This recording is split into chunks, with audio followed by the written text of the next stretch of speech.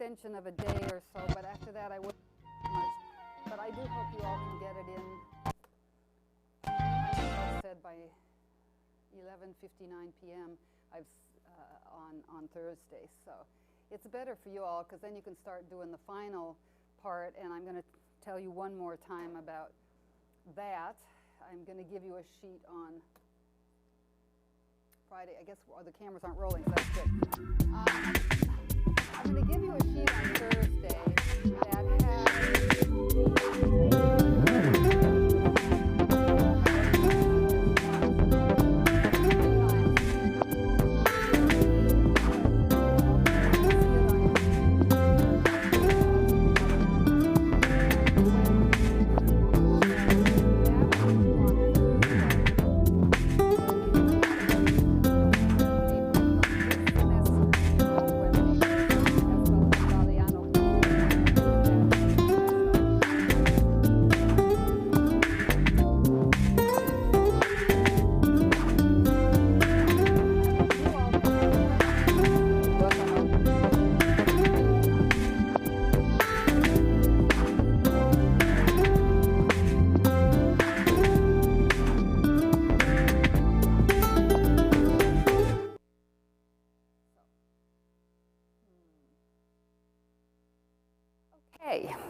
we're ready to go here. You all have the review sheet for the final in front of you, and it's a way to think about the class as a whole, that is the entire semester. And that's in fact why I believe in final exams. It does ask you, a final exam asks you to go back and to think about the issues that are raised over the course of 14 long, hard, arduous weeks. I was just thinking as I was driving in today about the end of the semester. The parking lots are fuller than usual and everybody's busy, busy, busy. So anyway, it's not my favorite time of the semester, probably not yours either, but it's a good chance for us to think back over the course of this fall semester. I'm going to reach for my glasses. Hang on. Forgot to get those out of my purse. Here they are. Okay, I do a what and a how here on the first page, and the what refers to content and the how refers to form. I think you could say that about anything, you know, what is a bicycle and then how is a bicycle made? What is a bicycle? Something you ride on. How is it made? Well, it's got a chain and pedals and so forth. Well, I'm asking you to think about the what and the how of our readings. So let's just read this over together, and I will post this on the website as well. But here I'm asking you to think, of course, about all of the books we've read. I'm going to ask you to think about the artwork we've seen as well. But let's just read this text together. What? Review the historical setting of each of the works we've read in this class. You should know what historical circumstances are engaged in each of the works. When and where are the novels set? Which historical personages the characters are intended to reflect, how the historical matter is treated by the author. Please remember to reread introductions, dedications, epigraphs, and epilogues. These are essential indicators of the author's intentions. We've made a great deal of the prologues to all three of the volumes of Galeano, where he announces his intention to write literary history or write literature based in history and so forth. We made a big deal of the foreword to Of Love and Other Demons. It's where the Garcia Marquez of the present, or the near past, looks back to an event that becomes the story of the novel. That kind of thing. Please pay attention. The frame tale, the frame narration of the storyteller would be related to that, where the author sets up a kind of surrogate self to introduce us to what is a flashback to the material of the novel. although storyteller's complicated because it also flashes forward. We hear the present narrator say, well, we thought it was that way then, but now it doesn't seem possible that we could have thought that way. So there's a kind of past-present business going on, but that's the how. We're still in the what. Also review the passages we've discussed in class and that you've underlined as important during your reading. Lisa, there's a handout over there. Help yourself. So I list the books we've read. I take it I haven't overlooked any. Anybody think of any? I was hurrying. I think that's about it, don't you? Anybody think of others? No? Yes, no, and maybe. Oh, okay. Now, I'm still on the what part. The Vista site gives you quite a lot of information, including visual information that we've talked about in class. I'm going to hold you responsible for all of the information on the Vista site. For example, in week 3, I posted some information. I'm sorry, it's actually week 7, I posted information that supports our readings of the Buried Mirror, say on, the Catholic kings or on the indigenous groups that Fuentes barely touches upon. Those are websites that I think you will find will support your reading of Fuentes. So I hope that you will look at those. I mean, not only hope, but I want you to. There is one mistake on my sheet. Would you after the word United States, or the two words United States on the Vista site, Billy, could you come up and get one of these, please? Just cross off the additional short stories by Garcia Marquez. That was an idea I had and then chose not to exercise. So that's one thing. Less, I may in future classes put up some short stories by Garcia Marquez to see the magical real side of him, the magical realist side. In this course, we've seen 2 novels that aren't particularly magical realist in the usual way of his fiction. Okay, so that's the what, the content, what you're to cover, what you're to review, what you're to read if by any horrible chance you haven't read it yet, which I would hate to think. Then the how. How do these fictions work? And I should say fictions, and I really don't call the Buried Mirror a fiction. It's a history book. It's kind of the basic history book for this course. And so the chapters that we've read are, of course, the material for the exam. We didn't read the whole book. We didn't go to the final chapters that I thought maybe we would on the Hispanic U.S. But in any case, the what, now the how. Review how these historical settings are made into literary narratives. So you've started with historical context. Bolivar, 18th century Cartagena, 20th century Peru. You start with historical context, and then you think how and what, I should say, how the author manipulates that material to make it into a literary fiction. So we've got our 2 halves of our course going on here, the historical background, the historical context, and then the literary text, right? So consider the literary form of each of these works that we've read. We've talked about them all in class. There's a typo there, sorry, the similarities and differences among and between them.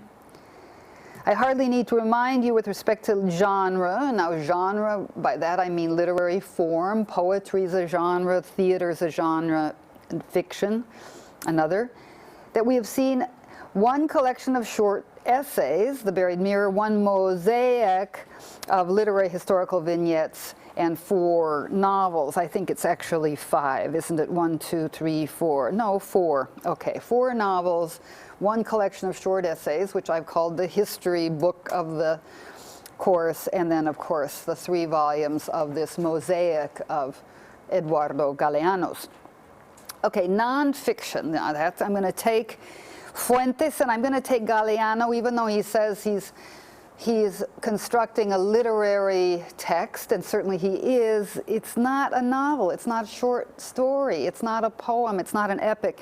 So let's just keep on reading here. Non-fiction. In this paragraph, I'm looking at Fuentes and Galeano. How do Fuentes in The Buried Mirror and Galeano construct their literary versions of American history? I mean, that could be right there. It could be a simple and really complicated question on the exam.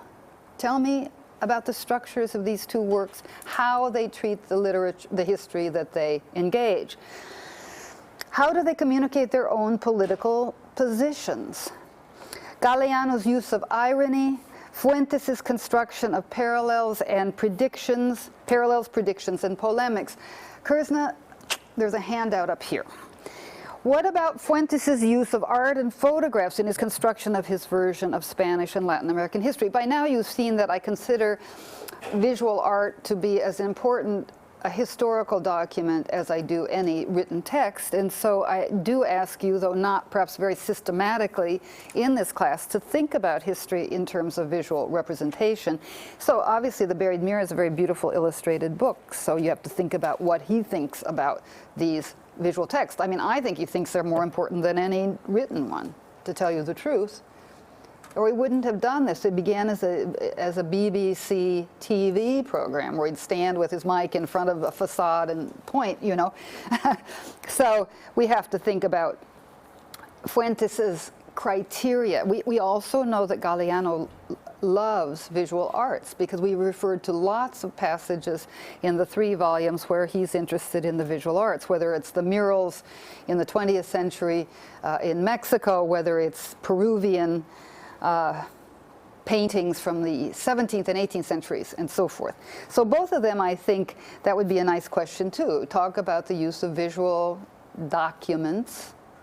Any painting is a document, after all, in visual form.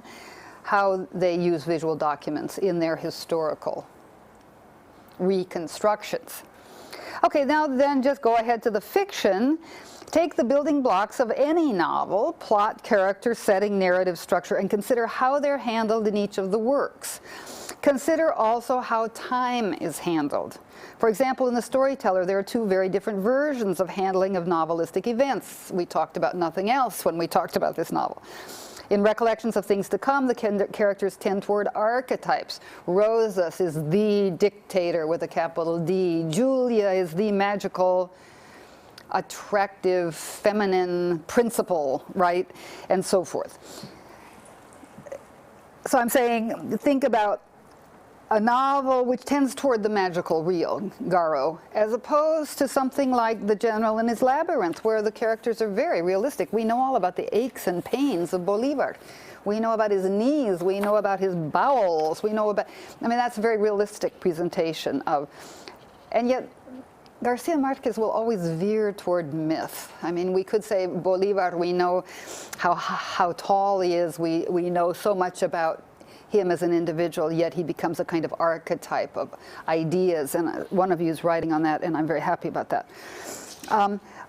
Then I say at the end, well, I won't go on. You get the idea. Okay, page 2. Counter-realism.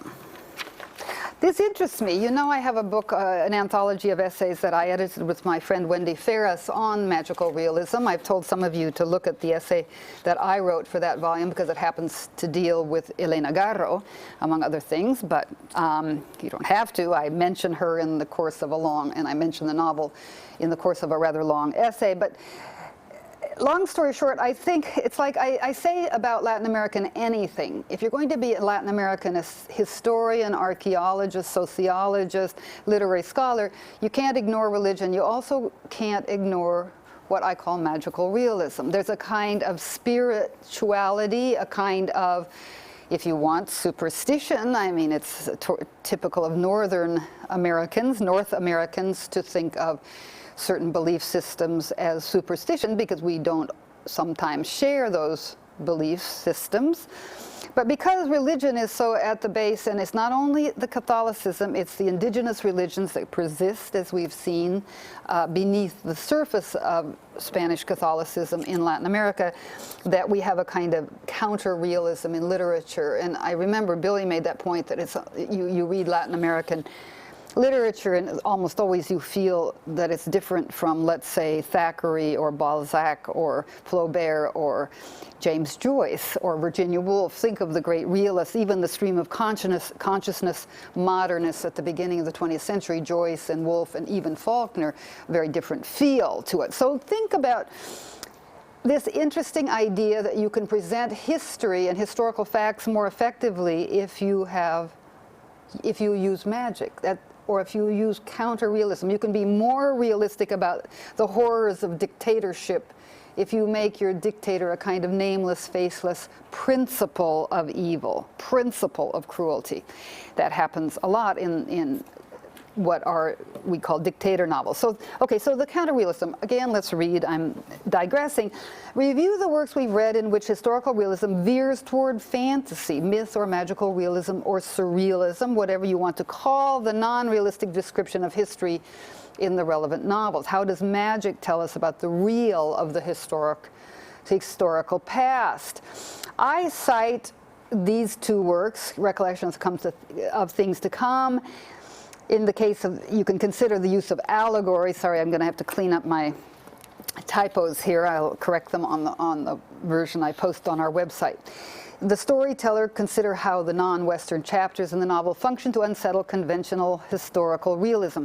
How does Galeano handle the mythic narratives of indigenous peoples? We've talked about that quite a lot. Okay, so that's kind of the how in a way.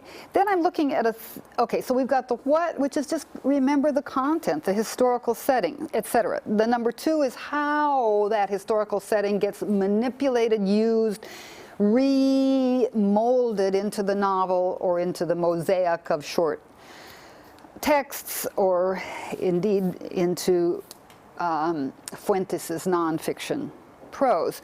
Okay, so that's, but now there's another big theme here which you will recall and we recognize, and that's how you tell the story. So it's a subcategory of how. Almost all of the books we've read point to their own narrative processes to say, this is what I think historical reality is about. The most explicit is Galeano, where he gives us little, as I've said, these little books within the book, to the passages that we looked at in particular about how history is told and how we remember, because history is always, the subtext is always about memory. I can tell you about my past, and I say, well, I don't remember that, but I remember this. It's my own history, all of our individual histories has to do with what we remember of the past, of course. And same with these books. So we'll just keep on going here. Each of the works that we have read expresses an attitude toward the remembering and recording of the past. Define the attitudes of each of the works we have read and trace the narrative techniques that allow the writer to dramatize his or her attitudes.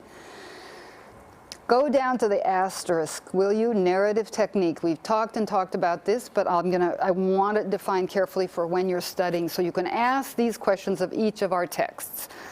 By narrative technique, I mean the literary strategies used by the writer. How is the narrative perspective constructed? How are the characters and plot constructed? How is the historical setting described? What about the structure and style of the work, etc.? So in other words, narrative technique is everything really in a novel. Most specifically, it's how it's narrated. Who's the narrator? If there's not a who, then perhaps it's an omniscient narration. And then you look, are the chapters numbered? Is there a frame narrative before the flashback, all of the things we've talked about. I think you'll know what I'm talking about here.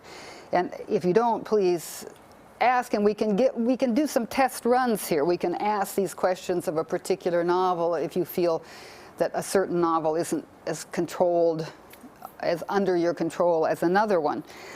Okay, so then I guess we'll just keep on going. Second paragraph under telling the story, who narrates? That's the most basic question, as we've just said. Is orality privileged over written documentation? Well, obviously, the storyteller, the title tells you something about that from the title on. Also, we've said this about Elena Garro. It's meant to feel like a told story. Why does a novelist wish to privilege, a novelist who's working in a written form, wish to privilege an oral form? Because he or she may be talking about people, dramatizing the lives of people who don't live in the library, who don't read, There's also a mythic aspect of making it sound like it's told, a tale that is told. It passes from generation to generation, word of mouth. There's something about dialogue or even monologue that can take on a mythic. And by mythic, remember, I mean a story told about a culture so that that culture will know who it is and what it is. So this orality issue is important. How do the characters access their own past and the past of the culture in which they live? To what extent is historical telling the subject of these works? Remember, one of the conclusions we came to about the frame narrative of the storyteller is it raises to a thematic level how the narrator looks back and remembers. We could have heard the story of the Machiguenga storytellers just fine without that guy sitting in Florence at the beginning and end of the novel, but that adds to our reading of the Machiguenga a layer that says there's a problem about how we tell it, but I'm in Florence and I'm going to tell it in this way. Right? So think here, for example, of the storyteller in the tradition of storytelling among the Machiguengas, in the storyteller and the frame structure of the book. I just mentioned that. The complex narrative structures in recollections of things to come, that we narration, but sometimes it kind of slips into omniscient. Well, I and we are omniscient, that rock, or is it that town, or is it a certain kind of Isabel? How that works. Pay attention to who's telling you. You know, good readers always do that. You're reading the Houston Chronicle. Pay attention to what the perspective of the narrative is, because it's everything. I can tell you 2 stories about the same thing from very different perspectives. So you have to notice that, okay, as you know. Okay, skip next paragraph. What is Fuentes' attitude toward art and architecture? Da-da-dum. You can read the rest of that. I don't think we need to go through all of this. Why is the truth? Oh, sorry, get rid of Melquiades. We gotta, that was another idea. Get rid of that paragraph. Those used to be floating around here. Pose these kinds of questions to yourself about the other works we've read and so forth. You have to dream up your own questions in part, I suppose, as well. So, now, the New World Baroque, that's the next topic. I would say telling the story and the New World Baroque are kind of thematic in a sense. Take a look at that paragraph. Just go ahead and read it to yourselves, will you, for 1 second. I don't think we need to do this in such, I'm going to show you some pictures here in a minute anyway. So let me... Amanda, can I hand that to you, get it started? I do, as I said, want you to pay attention to the visual material on the website, and you can review that, of course, on the streaming lectures, because what's up there is largely what we've talked about. But let's just read it now. Carlos Fuentes emphasizes the New World Baroque in his chapter by that title in The Buried Mirror. That's, for me, the most important chapter of Fuentes, the one on the New World Baroque, because we're seeing it operate in fictions in this course, and, of course, in art as well. Review that chapter in particular and consider how the kind of cultural collision mixing to which he refers characterizes Latin American history generally, and the works we have read in particular. The storyteller is the most obvious example of cultural conflict / mixing, mestizaje, that we've talked about. But it may be that the magical realism of Garro has some of its source in non-Western attitudes toward reality. I've argued that it does by showing you the Mesoamerican codices. Review the buried mural, keeping in mind the processes of transculturation that Fuentes describes throughout. Okay, so now that's kind of, I'm just trying to give you a big idea of how to review, and these are the big issues, the how and the what, the counter-realism, how the story is told, and then here's the question. This is one of the questions on the final that you're going to take home on another sheet of paper on Thursday, along with the question about the web papers. This is the question on Galeano will be as follows. You will find this on your final when you walk into the room. You're to prepare the question outside of class. You're not to bring any notes. You're just simply to prepare it, bring it in your head, and you'll write it in class. This is this business of choosing 3 threads, or maybe 1 thread in the 3 volumes, and choosing 3 of the mosaics, pieces of the mosaic, in each of the 3 volumes to describe this theme, or this concern, or this cultural matter, etc. So, anybody want to ask questions about that one? Yeah. Okay, hang on there. There's a couple over here. Yeah, Melissa, would you push your button?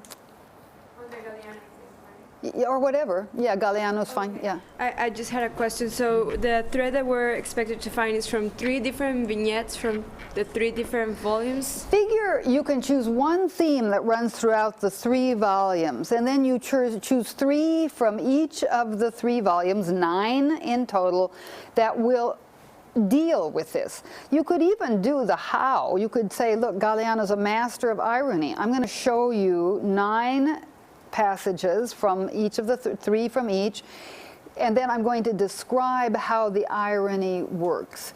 I think that's a little harder than to say, well, let's take the theme of dancing. There's a lot about dancing here. There's, oddly enough, you might do that. Or you might say, well, there's dancing, because dancing was very much feared by the colonizing Spanish, because that's what indigenous peoples did, and it had religious significance, and it needed to be monitored. So it might be dancing would be in the 1st volume. And then in the 2nd, you might choose, you know, something like the struggle for independence, or in the 3rd volume you might choose U.S. intervention in Latin America and its disastrous effects or something. So what I want is that you just take a holistic look at these 3 very dense volumes, and this is my invention as to how you might do that. Is that okay? Got it? That's fine. Okay. Thank you. Yeah, other questions about that, about Galeano? I'm not real doctrinaire about it. I mean, you might find that there are 2 threads that run through and they're intertwined throughout, and it's often the case that there's cruelty and heroism together. Or if you're looking at for example, a big theme is the maltreatment of indigenous groups, and ultimately their extinction in a lot of cases. That's often combined with the utter perseverance and tenacity of indigenous groups. Try as they might, the colonizing Europeans couldn't extinguish these cultures. We see it again and again. So you see their cruelty and perseverance, or cruelty and, what's the word, enduring power, often come together in Galeano, because he refuses to give up on it. And he's right. Indigenous cultures have so much, there's still in parts of Latin America strong indigenous traditions that operate on a day-to-day basis, and furthermore have integrated into European culture, European cultural imports, let's say.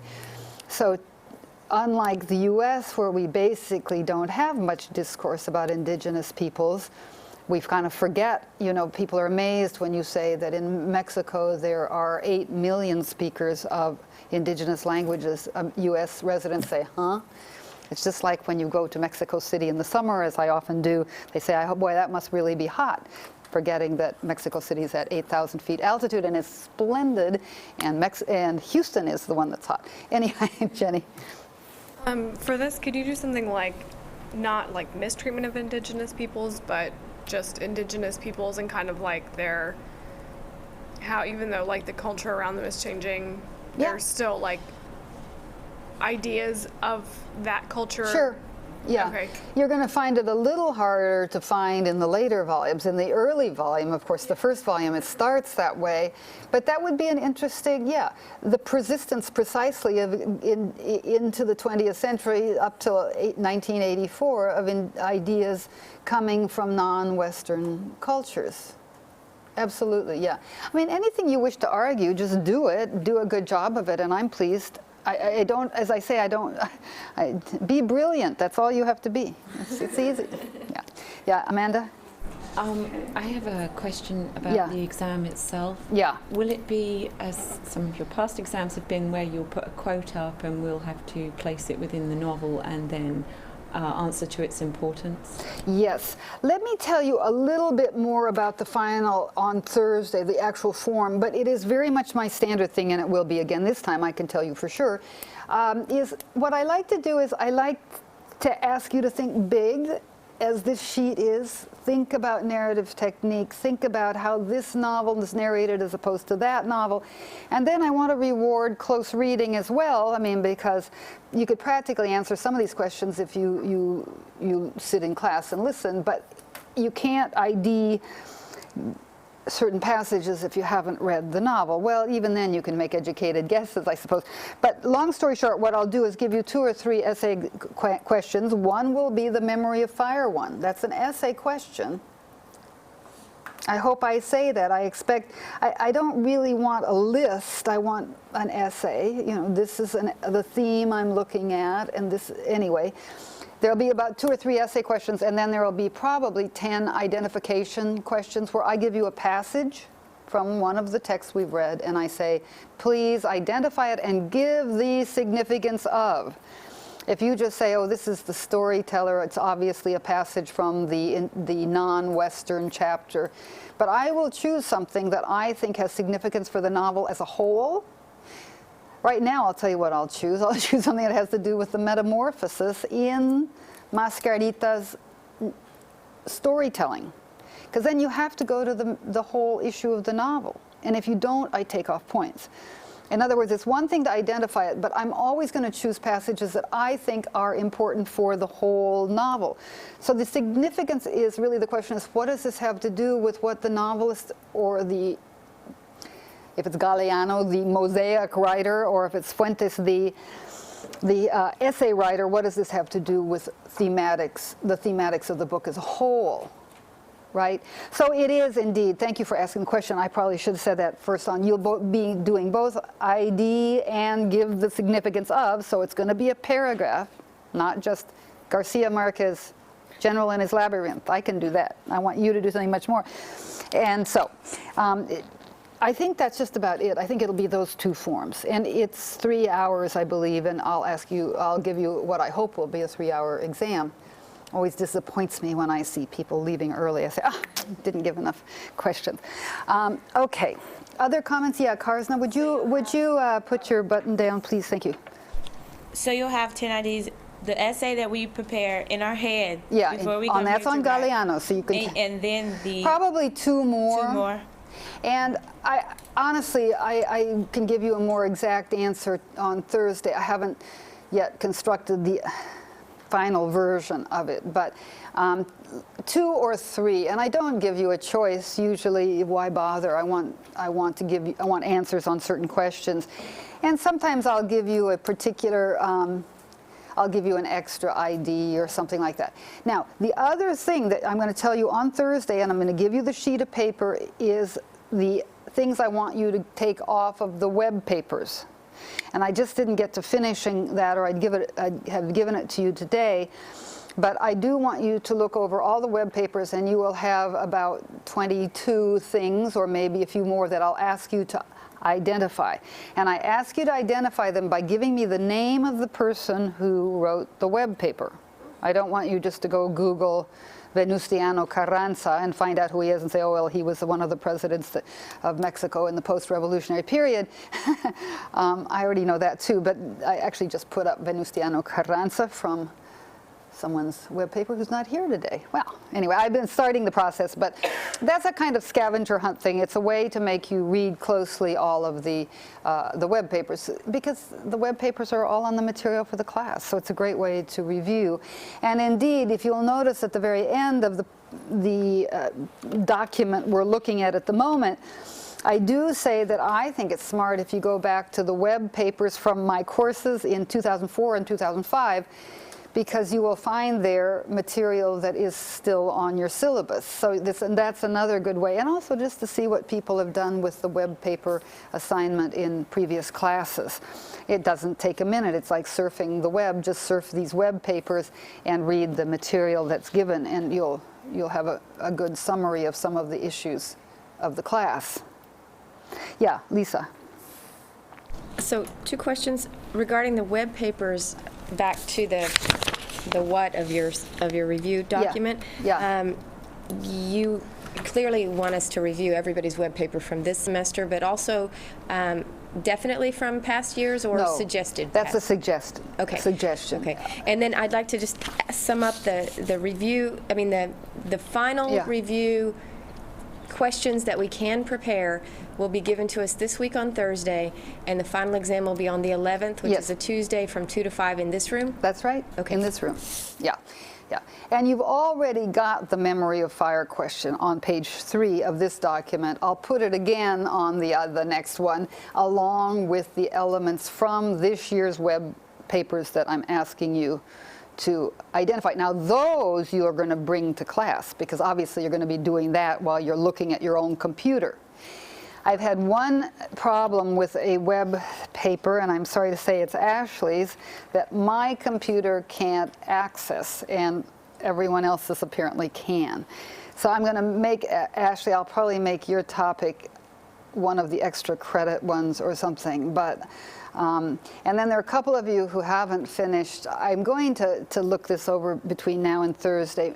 Some of you are close enough to finishing that I'm going to leave those as texts for the exam. Some of you, there are a couple up there that need to be taken down. Yeah. I'm sorry, what is it that we can bring to class for the final?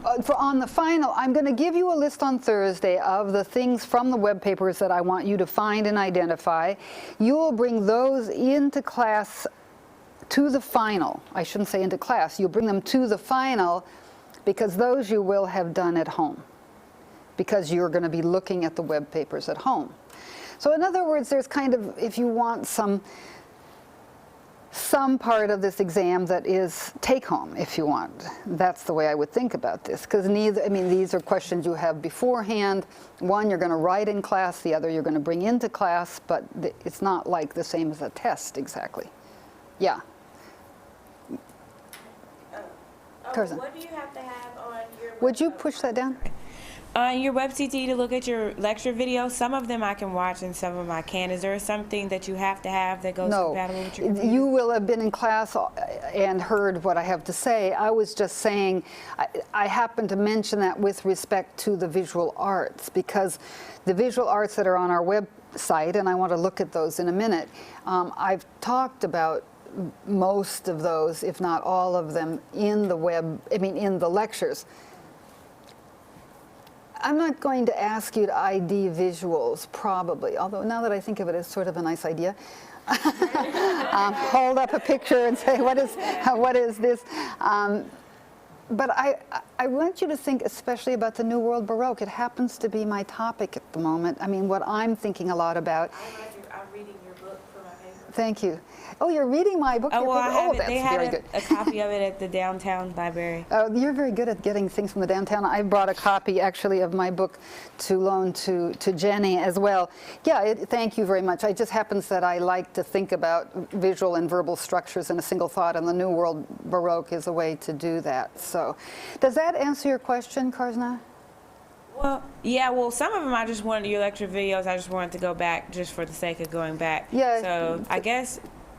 And if maybe you've it's a been computer absent issue and you myself. know a day that you were not there, and I agree with you, I dared to look at one of them. I don't like particularly looking at myself lecturing, but I did, and mine was weird. You know, it's like those, it's just like streaming often is, where the voice keeps going and the picture stops, and then the voice is going in the picture. Someone else, you told me, Lisa, that yours worked fine, so. Mine works fine, but Yeah. I find that sometimes it can depend on where you're logging in, the wireless connection where you are, and also the time of day and stuff like that. Yeah. So if you're not getting it very well. Lisa, you should be pushing your button. Some future class will wonder what you had If you're to not say. getting it very well, then it might be the time of day. There's a lot of internet traffic, or maybe your connection at home is too slow or something. So maybe try it from the wireless here on campus. Sorry. Yeah, that's a good, maybe here on campus is the best. Yeah, Julie? I was going to ask if you had better luck viewing it on campus or from your home computer, or which did you do? I viewed it when I was overseas and when I was at home, and both I got it beautifully. Yeah. And Julie. also, is there like a place in the library where you can go to watch these recorded? You can come here to watch them? In any lab, I think, on campus that has internet connection. Because see, they're up on, you can watch them at home too. They're up on our website. This is a novelty. This is something new that the streaming. So any computer that gets internet, you can watch them on. It's not like there's a set of DVDs or anything. Right. Not yet. There used to be, though. You're right. That's the way it used to be handled. So, at least as I understand it, because now the streaming has replaced the DVDs, at least during the time that the class is being given. Who knows? I mean, as some of you know who've taken my magical realism class online, we still sell DVDs for that. For those classes. My class this semester had a lot of trouble with lectures 9 and 10. They were messed up by the people who produced the DVDs, so I would love it if we could go to a system where where students don't have to buy the DVDs first, and then secondly don't have to fool with sending them back to ECI, whatever that stands for, which is the company that makes money on these things. But my own feeling, and you guys have been guinea pigs for this, is that taking classes online is a solitary business, and that if there are DVDs of a class with a teacher, namely me, standing up here, and you guys doing less talking than I would like — I've talked more this semester because we're being filmed, I think, than I ordinarily might. But anyway, there's something important about that interaction, even if it's virtual, for students learning, in my view. So thank you for having participated this semester in that. Yeah, Julie? Will we need to bring a blue book? Yeah, that would be great if you would. Yeah, it's just easier. I mean, I accept loose pages, but blue book is better. Mm-hmm. And yeah, sorry, the Galeano question and the website IDs that you will give us on Thursday, can we bring that physical sheet with us? Well, you'll bring the physical sheet where you've written your answers to the web questions. And then if you want to bring the physical sheet, no, I'll put the question, the Galeano question, on the exam as one of the essay questions you're to answer, so that one will be there for you. You can bring the physical sheet if you want, but Your notes, you mean?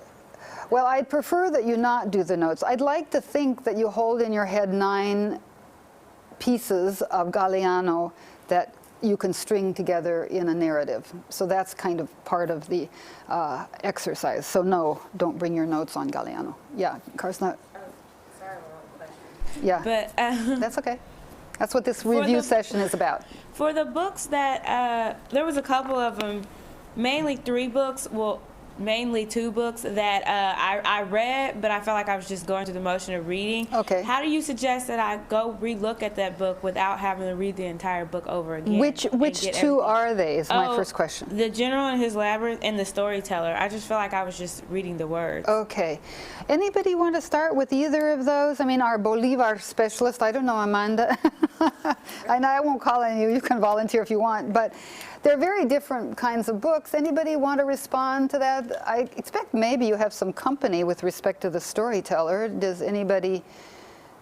Was anybody going through the motions as well? Yeah, Cody, do you want to say something about that, or just that you were one of those going through the motions? Yeah. Okay, the storyteller. Let's start with the storyteller here, and anybody got some insights into that? Yeah, Julie. I found it helpful if you just go to, for example, Amazon.com, where they just have a paragraph explaining the book, and it makes it, it just kind of really simplifies it and breaks it down so that you can see how you're supposed to read it.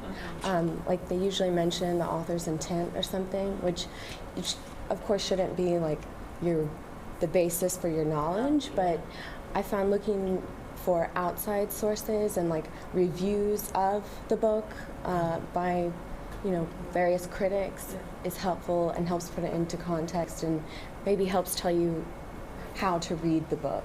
Yeah, okay, I think that's great. Sure, I'm totally in favor of looking at helpful outside sources. That's why I ask you to consider doing that for your papers, because people have thought a lot about these things.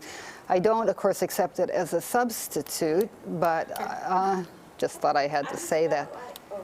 I just feel like I missed the significance behind the book, and I hate when that happens because I sat here and read this book and I just completely missed the significance. It's true. It's very, very frustrating. Yeah, Amanda? I wanted to ask you, which bits were you kind of losing? Was it the Western side or the native side? Because I was going to say, if it was the indigenous native, you could leave out the Western bits and go back, just read the chapters where you're following the indigenous culture. To pick up the vocabulary and stuff. So if you split it. Maybe that's what I should. Yeah, I was actually going to suggest that too, but opposite. I was going to say go through and read the Western chapters, which explain the non-Western ones, and then, but either way. And Lisa's right too, that you kind of, it's like watching Shakespeare. You go to a theater, a performance of Shakespeare, in the first 10 minutes, you're sort of missing it. Then after a while, oddly, it starts entering your brain. And so getting used to the language of the non-Western chapters, I think, is a very good, and getting used to the ideas presented therein. What you can count on, Karsna, is that the Western chapters are going to explain the culture. They do. They go through and explain the Machiguenga. And then what Vargas Llosa said, okay, with a culture that has no sense of individual identity, how am I going to write that up? So what you're going to have is the individual is become, first it's Tasurinchi, then it's the person Tasurinchi breathes out. So you're going to get a lot of that. In my margins, now the person being told about becomes the teller. There's all this slipperiness about individual identity, because we've been told that it's a culture that doesn't think of the self as a stable identity. Rather, it thinks of the self as a relational self. At home, I'm the person in the kitchen. Here, I'm the person standing up here. Those two have nothing to do with each other in this culture. Other comments about how Karsna might go about the, and Cody, for you too, that you're honest enough to admit. I do think you have to sit down in a library or someplace where the phone isn't going to ring for about 8 hours. You just have to sit there, or 6 or however long. Let yourself get lost in the book. And we all live such fragmented lives. I know you guys are even busier than I am, and it's very hard to find a time to sit down. But if you give the book your undivided attention, you'll find it will repay you, I think. Yeah, Eli? I find it helps if you don't, if you start losing yourself in it, just to start out, or if you're not feeling it, just to take notes while you read, and especially of the characters, and then summarize every chapter afterwards. That'll help you keep it straight. Yeah, thank you, Eli. That is very heroic of you. I write in the margins, and I index books. I use the front cover, and I say, okay, here's a theme, the self, or the world view of the Machiguenga, and I end up with a little index and page references, so that when you go back, it's not like the first time you ever looked at the printed page. Yeah, but especially, I think you're right, to take notes. Yeah, Eli? Yeah. Like for recollections, I went ahead and just did the family tree on my own. Oh, thank you. because Yeah, I'd love to see that, by the way. Yeah. Yeah, that was an easy read to me, though. It's just some of these books. Yeah. I had a hard time with Fuentes. Yeah, I it's so, just- so dense. Yeah. Yeah. Every sentence is a. Yeah. Well, let's see. We better not go too far afield. But Eli, I'd love to see your family tree. I went as far as the Moncadas and the Menocales. Now I can't think of their name. The other one, Melendez's. But I'd love to see that because there were other branches on that family tree that I didn't chart, and I'd like to see your chart. Now, Fuentes is on the table. So Cody, are you feeling satisfied about that? The Storyteller is one of the great novels of this course, I think. I mean, it's just so brilliant and has gotten so much attention precisely because it tries to do the impossible, which is put into words an oral narrative of a group that doesn't have the makings of what the novel requires. Stable identity, stable place. You know, can we describe their living room? You know, Henry James says something about a teacup on a table, and it tells us something about the characters. Here, the Machiguengas, you can't do that. Say, well, this tree is a little different from that tree, or whatever. So it's really a very brilliant attempt to go against the grain of a medium, namely the novel, with a group's beliefs that can't fit into the novel, impossible to fit into the novel, and yet he makes it happen. That's why it's so hard, in part. And especially the non-Western chapters are they require that you take.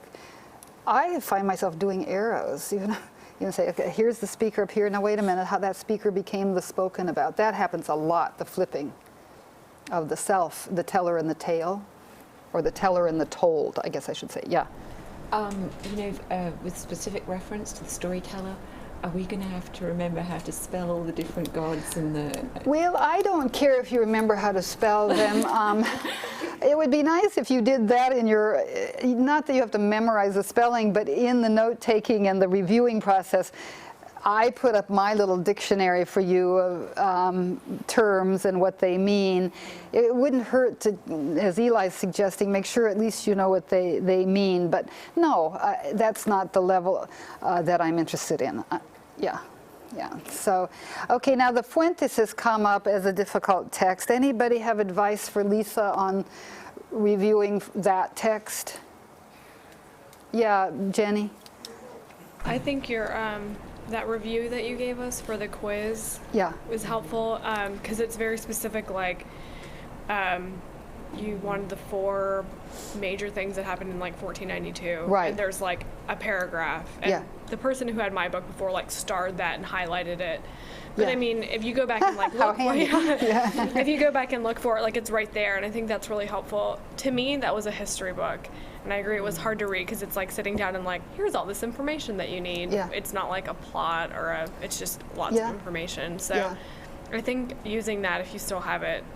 It's on the website, and that's what I was going to say too, because I also think that there's just huge amounts of information, and it's gone over very quickly. I mean, remember, this began as an oral narrative on BBC, and so he's not going to go into a whole chapter on Aztec sacrifice. In one paragraph, he's kind of given us the reasons for sacrificial practices among indigenous peoples in the Altiplano in Mexico.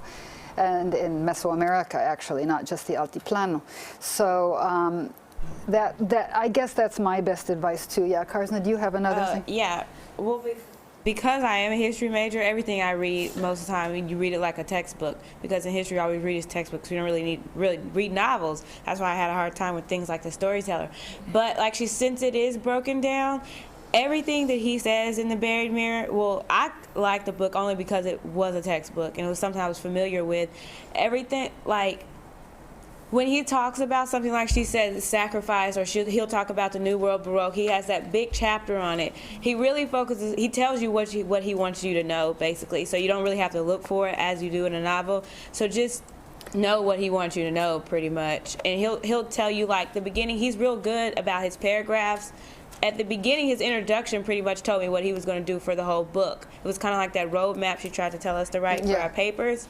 Just really look at it like that. Like, just try not to look at it as a novel, because it's really not. Yeah. Yeah. See, that's a good point, actually. And if you think of it that way, it's easier than a novel because he's just flat out telling you. Whereas in, say, The Storyteller, we get various ways of looking through various characters' eyes at indigenous cultures and so forth and so on. So it's a, yeah. Now, what was the other one you said you had trouble with besides The Storyteller? Well, I just had trouble. What is wrong? Oh, I had trouble with The General and His Labyrinth, not because, to me, like, when a book is not entertaining to me, I'm like, oh gosh. But then some of the books there were. But the reason why I had trouble with The General and His Labyrinth, I couldn't, other than the fact that it was a journey, I couldn't see any other significance behind it. I think that's why. And all the people that were included in the novel, like the woman, I forget her name. Manuela, don't forget her name, it's important. Manuela Sainz. Yeah. See, I don't know. I just kept looking at it as, okay, it's just it just one seemed man. boring to you. You kind of was this fixed narrative. I hate to say it like that because I don't like to call books boring, but. Well, if it's boring to you, then it's boring. Yeah, Lisa. I was just going to say that I read it and I enjoyed it, but I don't know a lot about Bolivar. And I don't know, because you're a history major, you probably do, but I think maybe if for that book, it almost depends on a lot of knowledge of Bolivar to enjoy it and to find the importance of it. Yeah, and it's you have to say, I mean, if we're looking at narrative technique, one of the first questions you'd ask is why Garcia Marquez took the last 2 weeks of this guy's life, when his life was so, I mean, all. But the simple answer is, well, we get it all anyway. It flashes back, and you can pick up a lot of the actual information. In fact, he was very interested in that. Who just wrote me that you're writing on Bolivar's 2 books? Sarah. That's a great idea. I hadn't had it. Thank you. Sarah's going to write on the 2 books that Bolivar carried with him, The Social Contract and The Art of War. Is that the other? Yeah. I'll be very interested to hear The Social Contract, of course, one of the great documents behind many of the independence movements of the late 18th and early 19th century. So, yeah, Jenny. Well, I was going to say, The General and His Labyrinth, it's not a history book. It has historical context, but it's not a history book, so you can't read it like a history book. Like, you think about why, like what you said, why did he choose the last 2 weeks of his life? Why is that important? You know, like, when you're reading a piece of literature, it's like, why everything? Why every single aspect of the book? You know, why does the narrator or the author tell us, like, specific things when it could have been something else? Like, why this? And you know what I mean? It's a lot of questioning that you have to do when you read it, but... Yeah, it's called interpretation in a way. But you're so right. Thank you for saying that it's a constructed work of art, and so every piece of it is the author's decision. And he could have decided, or she could have decided, to do something else. Yeah, Billy, would you push your button back there? Thank you. As far as the labyrinth goes, I just read an article the other night that said, or interviewing Marquez, and he said he did it because that was the least amount known the last 2 weeks. Yeah. No one knew anything about those 2 weeks. Yeah, that's interesting. So that's why he did it. Yeah. But my question about that novel is, there's like 90 characters that come in for a second and then leave, and then this and that. And in that novel, in just General and His Labyrinth. Is there any, like, I don't want you to give us like a review sheet just for that book, but is there any idea? Yeah. No, listen, I think what I would like you to do, for example, what interests me, thank you for asking. Of course, I don't hold you responsible for all the minor characters. I would say Manuela Sainz is very important because we've seen her also in Galeano, and she's the great love of Bolivar's life and so forth. But no, my interest would be in the literary aspects we've been talking about. It would also be in connecting this depiction of Bolivar's life to what we know about the historical guy. I'd also be interested in connecting it to Galeano's rendition of Bolivar. Go to the index of the 2nd volume of Century of Wind, it's the 2nd volume of Memory of Fire, which is Faces and Masks, and you'll see plenty about Bolivar there. So, did you have another? Yeah. So it's just more the rise and fall, the tragedy, just the extremes. Yeah, and do what Julie suggested a minute ago. I actually kept, they're missing at the moment, they were in my book. I kept the original reviews of that book. They were very negative. They agree with you, Carson. The reviewers were disappointed in Garcia Marquez because, of course, he'd written by then several towering masterpieces. And I think I told you this is the first time I've taught this novel. And I felt a little bit, too, that there wasn't enough that was unexpected. I wanted a little more plot, but I was interested to be informed about the historical context. So I guess, Billy, to answer your question, I'm interested in the historical context, that is Bolivar. I'm interested in those years, what is it, 1830, isn't it? The year of Bolivar's death, those 2 weeks. But I wouldn't expect you any more than I would expect that you really remember all the characters' names in any of the novels. If I had myself to say in the storyteller, there's something Matos, who's the one who was the socialist and so forth. But yeah, no, you don't have to memorize these books, no. You just have to know, you have to have read them. You'll be surprised how easy it is for me to tell whether you've really done a careful job of reading or whether you've just reviewed the plot in a simple fashion. So, any other comments about Bolivar, or rather about the general and his labyrinth? I might not teach that novel in the future. I might. You know, it's fun. You can see when you're putting up a syllabus what works and what doesn't. Yeah. Since it's written in from the perspective of the last 2 weeks of his life, and we see what he's remembering about his past, it seemed to fit in well, I thought, with the theme of memory that we've seen. Yeah, that's true. Yeah. A lot of other books. And like with recollections of things to come, I thought that was very interesting how it's hard to get my mind around the concept of remembering something from the future. Yeah. But I think that also relates to the storyteller and how the storyteller demonstrates different perceptions of time, which we are completely unfamiliar with. Yeah, like the past is the present is the future. Yeah, yeah, so that's interesting, yeah. Yes, Jenny? Well, I think it's interesting that you brought that up. I'm doing my paper, on recollection of things to come, and I found this really interesting review that basically says, she takes this moment of time and reality and just kind of blurs it all together, and so it's like this. I read that same review. Did you really? Yeah. It's amazing. Are you writing on the recollection? No, but I read that same review. Oh, okay. Anyway, yeah, but I think it's interesting because I think a lot of these books deal with time and space and everything else. Yeah, yeah. And now that we're talking about that kind of view after the fact, which would certainly be recollections of things to come, that's a bit that with Bolivar too, that there's that irony that it's very ironic, this big deal guy who unified temporarily half of the continent of South America is now this old man kind of on his way out. There's that irony, thus passes glory, sic transit gloria. There, it doesn't take long for history to change its tune, or for time to erase, or at least change glory. So there's something about that perspective adds to the story. Yeah. I have a question about your book, actually. Yeah. Maybe this will help everybody else on the New World Baroque part.